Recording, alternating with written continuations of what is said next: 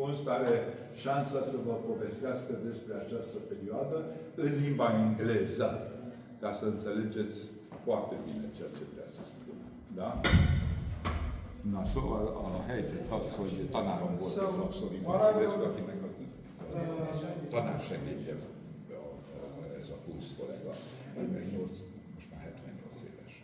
Úgyhogy nyugdíjasként kihozott vagy 3-4 könyvet, két világháború közti Németország. The matter we will talk today about, it's about the interwar architecture in Romania, which is well influenced by, in the one that I'm talking about, it's by the interference between the Italian School of Architecture and the Romanian School of Architecture, the architects who were developing buildings in that period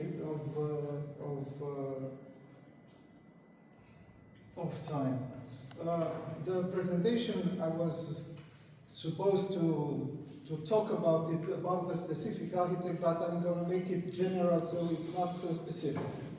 So it's let's say more general so that we can have the things related to this exhibition, because this exhibition relates to all the architects that were active in that period.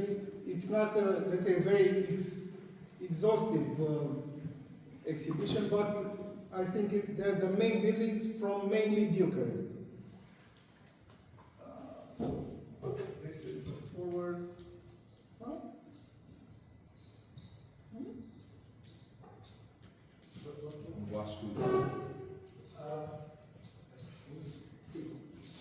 Nu e nicio spică, calculator nu merge. E acolo, am mers odată. De ce pui mâna să distrugi?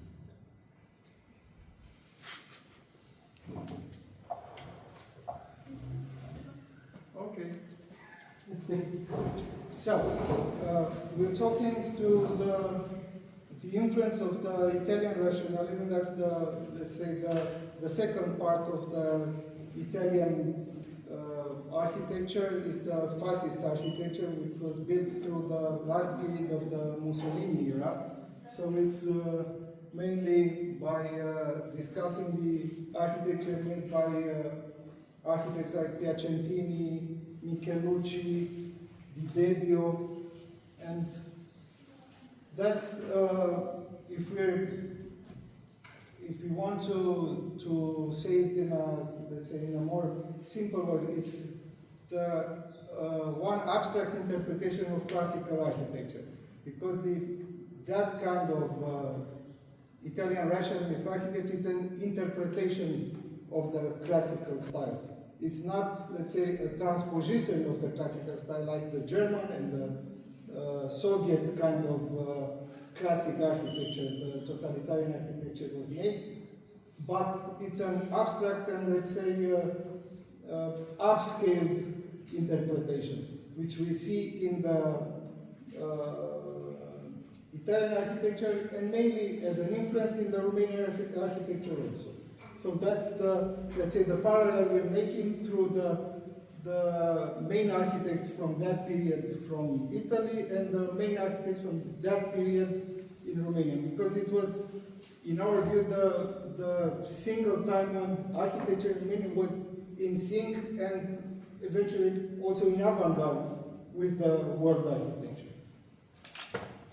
So we're talking about the fascist architecture. This is the Palazzo del Civiltà Italiana. It's the main building in the EUR complex, which was built for the World Exhibition of '42, which wasn't finished, and because of the quality of the buildings, they were, let's say, stopped in one state, and then in the late 80s they were recaptured and represented, because although they represent a period that was not so fortunate in time in the world because of the fascist regime, the quality of the architecture and the quality of the architectural expression is of the very high class. So now it's a very popular site. People just go see that small city because it was built like a city. Now it's the home of several government buildings, and this is the villa of Adalberto Libera, Casa Malaparte, is the villa of Curcio Malaparte, which was the external minister of Mussolini, which was a very well written person. He designed it together with Adalberto Libera, with the architect. He was well taught. It was around 35 built. And it's in Capri. That picture, the one in the earth, is made by me and Mr. Sorin Vasilescu. We reached there, but it's down to a cliff and it's you can't reach it by foot, unfortunately. It's in Capri. It was a very nice excursion, but for a 70+ year person, it was a huge climb, and he was very tired after this adventure. Going through the city of universities, it's called Città Universitaria. It's the campus of the Rome University, which was made by Michelucci and Piacentini. They are the main architects of this period to do huge government works. It's the same like in Bucharest we had Octav Doicescu and Duiliu Marcu, another two important architects, which in a way they were mimicking this kind of style, because the Carol II style, it was in very many ways very similar. If you see in the exhibition, we can go together and you will see the similarities. I have them in the presentation also. So this is the geology and mineralogy university in the Città Universitaria. We had the exhibition design in the work of the architect I was willing to present. He was in the latest period of the pre-war and war. He was architect in the Ministry of Propaganda, and he had several exhibition designs also. So that's why I chose this kind of exhibition design to see, and we're gonna see in the, I put it in at the end of this presentation, I put the presentation, it was in 36, it was the week of Bucharest, it was an anniversary of the royal house. It was 50 years of Romanian royal house, and it was a month of celebration in Bucharest. So there were two main exhibitions. One, it was in the Carol I park, and the other one, it was in the Carol II park, the Herăstrău park, which was, let's say, then the home of a huge exhibition that resulted in the creation of the park as we know it, and of the village museum, which was part of this exhibition. That's the main building of the university in Rome, and you will see the huge resemblance with the School of War made by Duiliu Marcu in Bucharest. You will see the virtually identical. They're different in scale and different in detail, but if you get it, the spirit is the same. So this is the site of Città Universitaria. The same building in detail. And now we go to Foro Mussolini, Foro Italico called. Now it was the place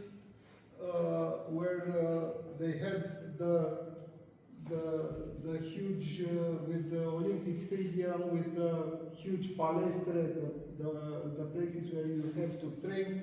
This is the swimming pool of Mussolini. And it looked like this in 28.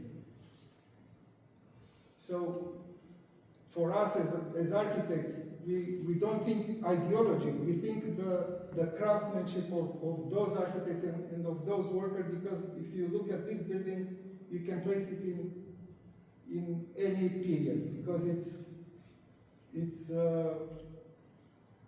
so actual. That was the idea, to discuss it as a workshop in what is sustainable architecture. For me, sustainable architecture is architecture that could stand the test of time, not to have it NZEB and all the stuff like this. Okay, that's a technical stuff and it's economical stuff, but from my point of view, sustainable architecture is architecture that will be pleasant to the eye and to the user even 100 years from now. Because it has values that are encompassed in them that will stand the test of time. So we will see the work, how we work with volumes. This is, let's say, the obelisk of Mussolini. It's called Mussolini Dux. And you've seen the interpretation of form. It's like an exercise from basic design. You know, how can you make an abstract object that has that information contained? So now we're going to the Romanian part of that period. See, you see that's the Royal Railway Station in Bucharest. You see it. Yes, it's there behind the pillar. We had two royal railway stations, one in Băneasa, in Bucharest, the other one is in Sinaia. They were, interestingly enough, they're made by the two main architects. The one is made by Octav Doicescu, this one in Băneasa, and the other one in Sinaia is made by Duiliu Marcu. It's the main building, it has the pier, and they're very well decorated, very nice. If you can see it there, we have the picture of the interior. It has a huge painting of the king, which was, let's say, it's similar. It's the cult of personality. That was let's say, the vibe of the moment. I think we're doing that. See? And this is from the month of Bucharest. In the end, you're going to see a lot of images, because I recently found a web archive with a lot of images from that exhibition, and I made an extensive presentation about that. You see the similarity between the two styles there. If you don't see that it's Romania, you can say it's Rome with no doubt about it. This is the School of War, which I'm telling you, it resembles a lot the main building of the University of Rome. It's, look.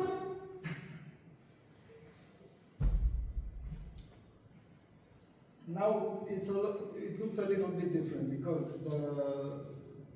it's full of trees in front and it doesn't have this kind of perspective. And unfortunately, behind, because this is at the top of a small hill, they built a few blocks of flats, and you see it from the back. I don't know how they could get building permits if you, it's okay to, if you look only in plan, but if you're looking from 1 kilometer, you have that perspective head with that block of flats behind this building. And it's awful. This is the other architect, is Duiliu Marcu.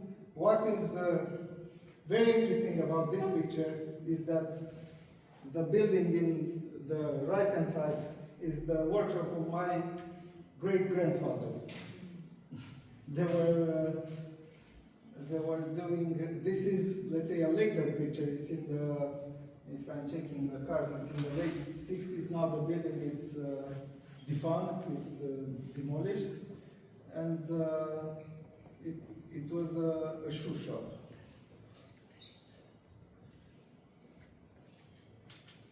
This is, again, Duiliu Marcu, is the library of the academy, just near that building. They're like, I think, 500 meters away one of the other, but that it's in the yard of the academy building. Unfortunately, the entrance was, let's say, destroyed by an intervention by one of our older colleagues. By Romeo Belea did an entrance to that's awful. In the 90s, it was like they rediscovered steel and glass, and it was an orgy of steel and glass in a very bad way. This is the other railway station I was talking about. It's the railway station in Sinaia. That was the summer residence of the Romanian royal family. They started the voyage. There was actually a third railway station in Cotroceni. And they're from Cotroceni Palace. They were going to Vanessa Station, or from Elisabeta Palace. There was not the official place, not like the Royal Palace, that was the place where they were living. And they usually went from that station to this station and then go to the Pereș Castle, which was near in the Sinaia. This is another important representative of the Romanian modern architecture. We're talking about Horea Creangă. He, together with Haralan Georgescu, with Bucchi Georgescu, did a lot of the, let's say, important buildings on the main boulevard of Bucharest. Both modern and Art Deco buildings. This is George Cristinel in Cluj. That's the festive hall of the university. You feel the total Italian style with the campanile, with the tower.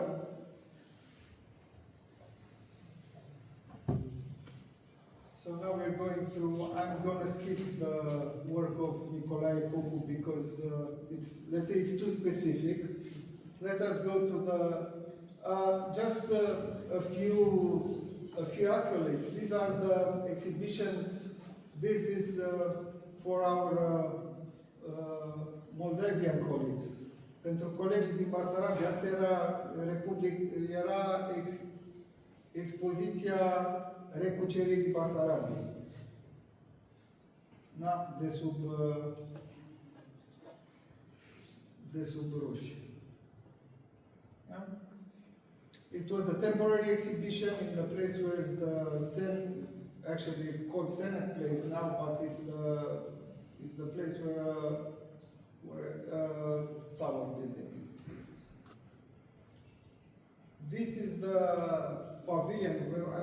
That's why I was having that exhibition files from Italy, because this is a Romanian exhibition in Milan. That's the pavilion of the Romanian exhibition in 41 that was made by Nicolae Cucu. You can see the resemblance between the design and the actually built. And it's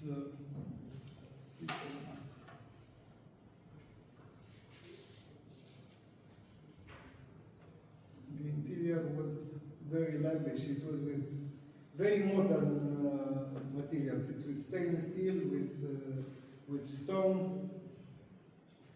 It's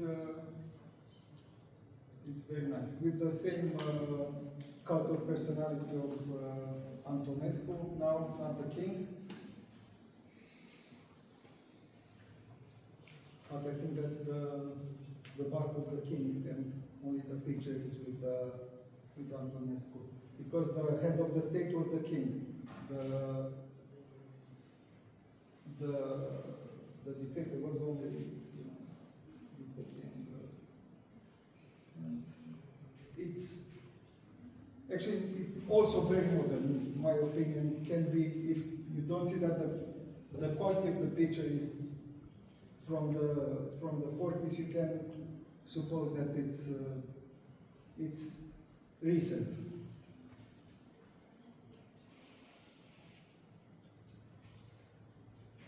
The quality of the stonework. This is another exhibition of the freeing of Basarabia, of the actual Moldova, and it's in the place that's now in Piața Universității. It's where the National Theatre is.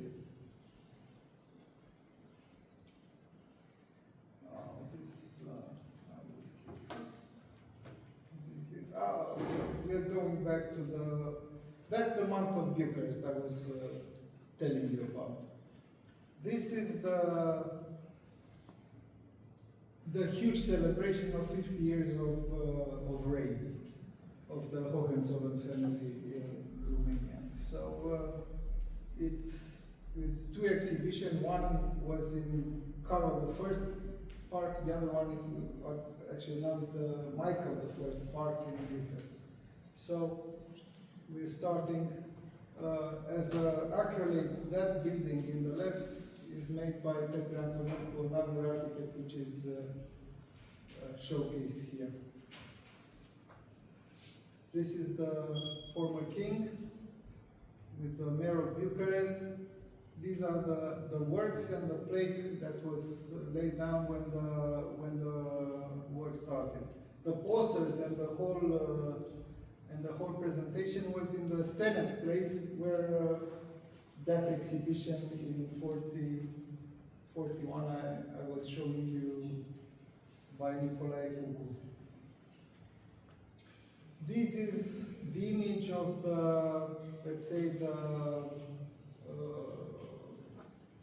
main entrance with the two rows of caryatids that were holding, dressed like peasants, that were holding and taking you to the main pavilion, which was the pavilion of Romania. This was the pavilion, that was the fountain, which was like the peasant representing Romania. So this was works to the statue, works to the main caryatid way. I was very glad to find this kind of images from the early stages of the building. I find them very unique, I say. These are the architects. In the top, in the extreme left is Octav Ducescu, the second one is Nicolae Joja, the other one are three architects from the commission of the Mayor of Bucharest.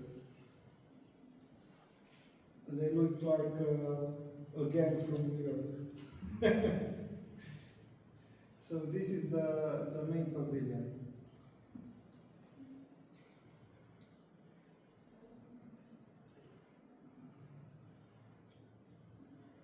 And with very nice architecture lining that were, let's say, at the early stages in that period, to use light in architecture. That was very innovative from that period. They don't have, we had the similar approach made by Speer with the Cathedral of Light in Zeppelinfeld at the party days in, I think, in '36, which were filmed by Leni Riefenstahl in that infamous movie that earned a lot of prizes because of the way it was filmed, not because of what was filmed. And now we see that these photos were made by Philip Braga, which was a very famous structural engineer in Romania.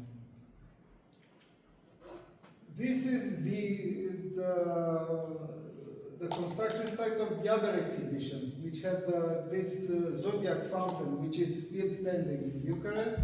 And the next picture will be the actual entrance in the park, with cast concrete, with stone. Unfortunately, this part was replaced by just some lightning poles, and that was it. And that was the whole presentation. I can take you step by step to the exhibition we have on the left-hand side. So we can discuss about every